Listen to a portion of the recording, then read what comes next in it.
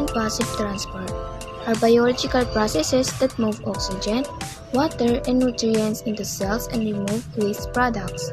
The function and importance of the two types of important transport system present in the body and how they are responsible for the movement of molecules and ions. This transport system works with the aim of fulfilling the requirements and maintaining the equilibrium of the cell and the body.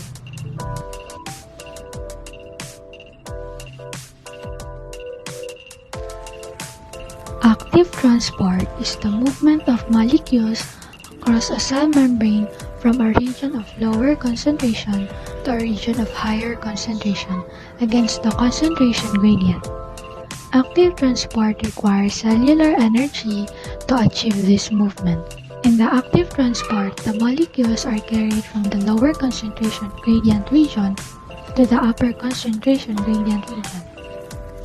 Due to the unidirectional process, the molecules are pumped in the upward direction, and therefore this process requires energy in the form of adenosine triphosphate. There are two types of active transport that helps in the transportation of larger cells and molecules like proteins, lipids, sugar, and etc. It is classified into two categories: the primary active transport that uses adenosine triphosphate or ATP, and the secondary active transport that uses an electrochemical gradient.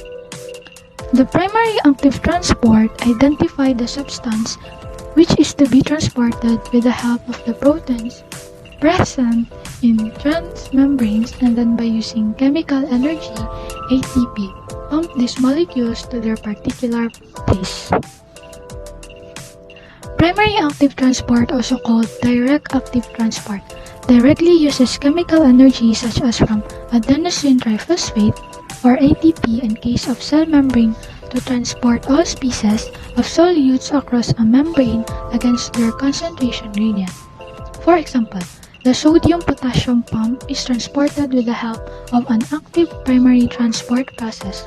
In this process, the transmembrane proteins present in the cell membrane recognizes the extracellular fluid requirement of the cell and pump the molecules to be transported. The energy for this mobility of the molecules is provided by the hydrolysis of ATP. Thus, the 3 sodium ions are moved out of the cell and 2 potassium ions are pushed into the cell. The secondary active transport, a method of transport in which the electrochemical potential difference created by pumping ions out of the cell is used to transport molecules across a membrane. Help with the movement of the ions with the help of the pore-forming proteins. In this process, the channels are formed in the cell membrane by using the electrochemical gradient, while the secondary active transport helps in the movement of the other molecules against the concentration gradient. This gradient is known as cotransporters.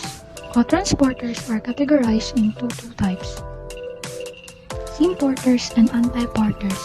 In symporters, the solute and ions move in the same direction across the cell membrane, while in the antiporters, the ions and solute move in the opposite direction. In antiporters, the ions move along with the concentration gradient, and the solute moves against the gradient. Passive transport. Passive transport is a type of membrane transport that does not require energy to move substances across cell membranes. The movement of substances as by diffusion across a cell membrane without the expenditure of energy. Instead of using cellular energy like active transport, passive transport relies on the second law of thermodynamics to drive the movement of substances across cell membranes. In passive transport, the molecules are carried from the higher concentration gradient region to the region of the lower concentration gradient region. In this process, the molecules are bidirectional. The molecules move in the downward direction and there is no requirement of energy.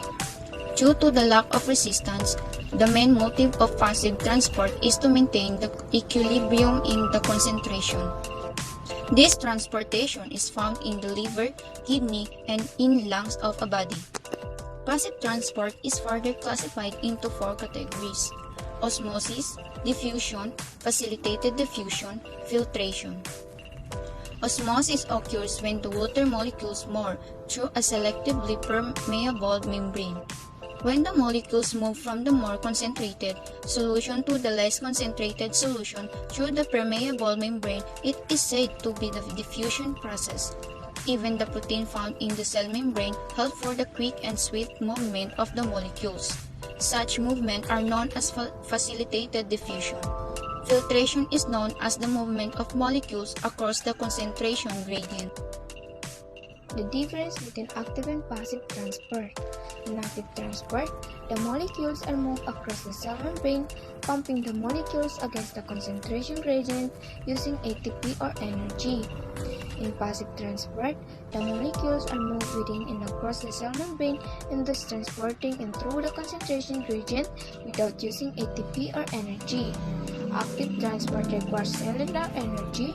Passive transport does not require any cellular energy. Circulation. The circulation in this process is from a region of lower concentration to a region of higher concentration. The circulation in this process is from a region of higher concentration to a region of lower concentration.